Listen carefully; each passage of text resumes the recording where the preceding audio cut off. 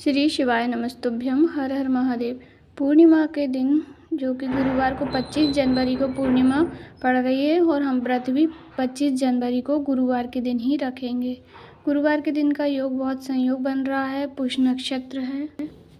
पुष्य पूर्णिमा पर गुरु पुष्य योग समेत 7 अद्भुत संयोग बन रहे हैं। इस दिन सर्वार्थ सिद्धि योग, अमृत सिद्धि, प्रीति योग, रवि योग, गुरुवार और त्रिग्राही योग का निर्माण हो रहा है। गुरु पुष्य योग में माँ लक्ष्मी की पूजा और सोना चांदी, भूमि वाहन संपत्ति आदि खरीदने से उसमें वृद्धि समृद्धि होती है। तो आप गुरुवार के दिन ही व्रत रखेंगे और जो भी आपको खरीदना है, अधिकतर पीली चीज़ों को खरीदना शुभ कर माना जाता है। तो इस दिन आप कुछ नहीं खरीद सकते, सोना चांदी नहीं खरीद सकते। सोना तो आप हल्दी अवश्य खरीदें। हल्दी भी पीली होती है, गुरु ग्रह को से संबंधित होती है और श्री हरि भगवान विष्णु को हल्दी अति प्रिय होती है, इसलिए आप हल्दी भी खरीद करके अपने घर में ला सकते हैं। आइए जान लेते हैं गुरुवार के कुछ खास अचूक उपाय जो गुरुदेव पंडित प्रदीप जी मिश्रा के द्वारा बताए गए हैं। इन्हें करके अपने जीवन में लाभ प्राप्त कर सकते हैं और अपने जीवन में आ रही सारी बाधा, सारे दुखों को दूर किया जा सकता है। गुरुवार को पूर्णिमा पर भगवान सत्यनारायण श्री हरि के स्वरूप की पूजा कथा फलदायी मानी जाती है। ऐसे में इस दिन गुरुवार का संयोग व्रती को दुगना लाभ देगा, क्योंकि गुरुवार को पूर्णिमा पड़ रही है जो कि भगवान विष्णु का दिन होता है। इसलिए गुरुवार की पूर्णिमा बहुत महत्वपूर्ण है। आप इन उपायों को करना चूक मत जाइएगा। आइए जानते हैं गुरुवार के कुछ अचूक उपाय जो कि गुरुदेव जी ने अपनी कथाओं में बताए हैं।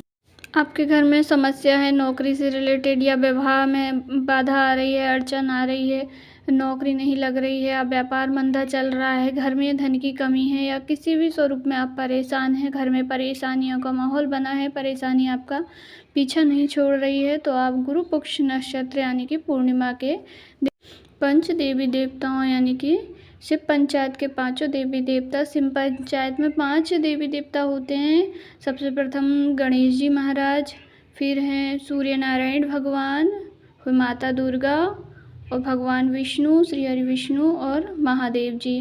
5 का स्मरण करना है आपको, पंचदेव की पूजन करनी है। सबसे पहले आप 5 पान के पत्ते ले लीजिए, 1 लोटा जल ले लीजिए और अपनी पूजा पाठ की जो भी सामग्री आप ले जानते हैं मंदिर में वह, और 1 दीपक आपको तैयार करना है घी का, और लेकर के पहुंच जाइए पुष्य नक्षत्र में जो कि पूरे दिन बन रहा है योग। और पुष्य नक्षत्र में आप पहुंच जाइएगा शिव जी के मंदिर में। शिव जी की जो शिव पिंडी होती है, भोलेनाथ की जो शिवलिंग होती है, उसके आसपास ही शिव पंचायत होती है।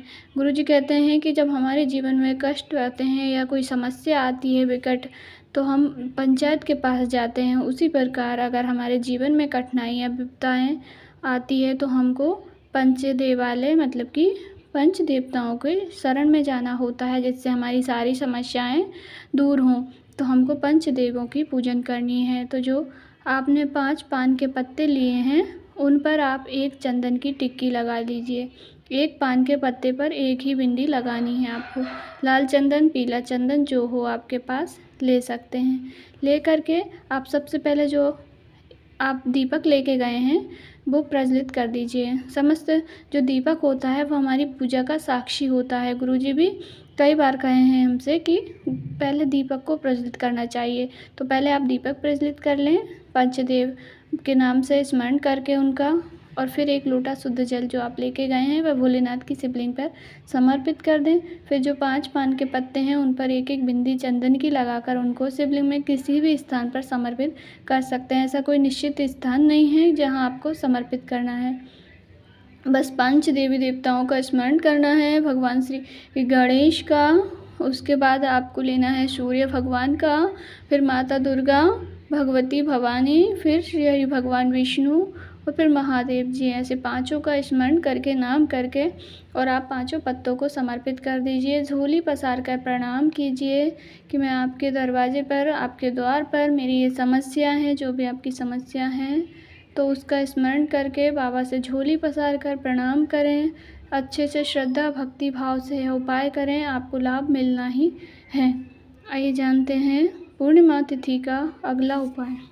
यदि आपके जीवन में कठिनाइयाँ हैं, समस्याएं खत्म नहीं हो रही हैं, तो आपको क्या करना है, 1 लोटा आपको शुद्ध जल लेना है। श्री हरि भगवान विष्णु का यह दिन है पूर्णिमा और गुरुवार पुष्य नक्षत्र बहुत सुंदर संयोग है, तो आप करेंगे तो आपको लाभ मिलना ही है। और गुरु पुष्य नक्षत्र में जो उपाय किए जाते हैं वह कभी असफल नहीं होते, सफल होते ही हैं। इसका असर आपको 1-2 दिन में ही समझ में आ जाएगा। 1 लोटा शुद्ध जल ले लिया, और जो चने की दाल है, चने की दाल आप कितनी संख्या में लें, 7, 11, 21 या 108, जितनी आपको लेना है मर्जी आपकी है। चने की दाल ले लीजिए और 1 लोटे जल में थोड़ा सा गुड़ के एक टुकड़ा डाल लीजिए और लेकर के चले जाइए देवाधिदेव महादेव जी के शिवलिंग के पास। शिवलिंग के पास जब आप पहुंच जाएं, गुरु भगवान बृहस्पति भगवान का स्मरण करें और बृहस्पतिश्वर महादेव और ओम श्री शिवाय नमस्तुभ्यम कहते हुए वह जो गुड़ मिश्रित जल है वह भोलेनाथ की शिवलिंग पर पूरा समर्पित कर दीजिए। उसके बाद जो 7 चने की दाल आपने ली है उनको भी भोलेनाथ की शिवलिंग पर समर्पित कर दीजिए। चने की जो दाल होती है उनको दान करना, चढ़ाना हमें स्वर्ण दान के बराबर पुण्यदायी होता है। तो आप गुरु पुष्य नक्षत्र में उपाय करें, आपको लाभ मिलना ही है। आपकी जितनी भी समस्या थी वह खत्म होंगी और भगवान का आशीर्वाद आपको प्राप्त होगा। गुरु पुष्य नक्षत्र में आप तुलसी मैया की पूजन करें। तुलसी वृक्ष की पूजा बहुत फलदायी होती है। आप सुबह सवेरे स्नान करके, स्नान आदि से निवृत्त होकर सारे पूजा पाठ करें, तुलसी मैया की पूजन करें। तुलसी मैया की पूजन करते वक्त कच्चे दूध में थोड़ी सी हल्दी मिला करके तुलसी माता की जड़ में समर्पित करें और एक स्वास्तिक हल्दी से बना करके वहाँ पर एक दीप प्रज्वलित करें। ऐसे तुलसी मैया की सरलतम भाव से पूजन करें। और इस दिन केले के वृक्ष की पूजन भी की जाती है, प्रत्येक गुरुवार को भी की जाती है। और पूर्णिमा का शुभ संयोग है, तो इस दिन गुरुवार के दिन आप केले वृक्ष की पूजन करें। केले के वृक्ष पर भी आप हल्दी चढ़ाएं, दीप प्रज्वलित करें और चने की दाल, गुड़ आदि से भगवान विष्णु को केले की जड़ में भोग लगाएं। और पीपल वृक्ष की भी पूजन की जाती है पूर्णिमा तिथि के दिन और भगवान विष्णु के दिन, क्योंकि पीपल के वृक्ष में स्वयं श्री हरि भगवान विष्णु निवास करते हैं। तो इस दिन आप सरलतम भाव से, जैसी आपकी श्रद्धा हो, भक्ति हो, उस प्रकार आप पीपल वृक्ष की पूजन भी करें। ऐसे सरलतम भाव से आप पुष्य नक्षत्र में पूर्णिमा तिथि पर सभी उपाय करें। सारे दिन मन में भगवान का स्मरण करें और व्रत रखते हैं तो आप चंद्रोदय पर चंद्र महाराज चंद्रदेव को अर्घ भी दें। ये उपाय मैंने दूसरी वीडियो जो पहले डाली है इससे उसमें बता कर रखे हैं, तो उसको भी आप ध्यान से देखें। और वीडियो उपयोगी लगे तो अच्छी लगे तो लाइक ज़रूर कर दें। आपका लाइक सपोर्ट देता है इसलिए। और अगर चैनल को सब्सक्राइब नहीं किया है तो ज़रूर कर लें। कमेंट बॉक्स में श्री भगवान विष्णु, ओम नमो भगवते वासुदेवाय, श्री शिवाय नमस्तुभ्यम अवश्य टाइप कर। वीडियो से रिलेटेड आपके मन में कोई क्वेश्चन है, कुछ पूछना चाहते हैं तो कमेंट करके अवश्य पूछें।